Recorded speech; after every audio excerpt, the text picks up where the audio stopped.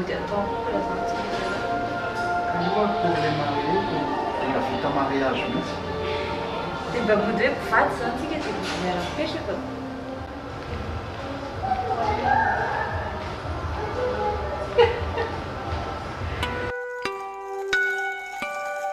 I keep you in my sunao Timba enu sao lazai kuizao Panata wano irir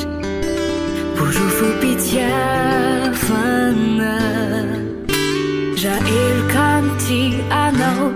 Efatanya punza ochizao Natsiki na alae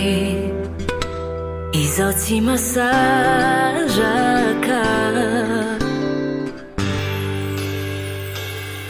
Tsy hoe mahay miteny fa le vitsy no namoaka ireny aza manay raha toka hoe sendra ny mafy sy ny sarotry zaho aty vonona ny tsy hivadika mitoky nomey nafalina osikasy anao sanatry zandrany ifandao andrany miangavy eo malazao raha sisakao mialala ny fitiavanao ny fitiavanao ny fitiavanao ny fitiavanao tezao za tsy angataka ny volana minao fa nitadiaviko dia zao hoe ilay fitiavanao kaza manaianao fizao tsy ivadika tsy masaraka anao tsy mafoy anao efa zatra loatra anao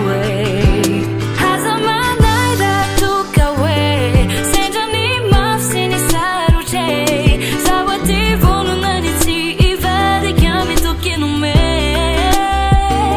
nafalina osikasy anao sanatry zandrany ifandao andrany miangavy eo malazao raha sitrakao nialala ny fitiavanao ny fitiavanao ny fitiavanao ny fitiavanao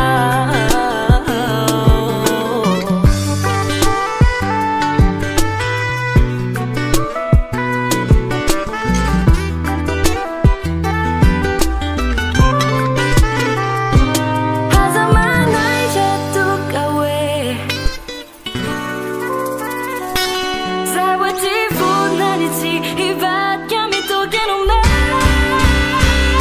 nafalina osikasy anao sanatry zandrany ifandao andrany miangavy eo malazao raha sitrakao nialala ny fitiavanao I keep you in my sunao dia mba eno izao lazaiko izao fa natao anao iry borofo-pitiavana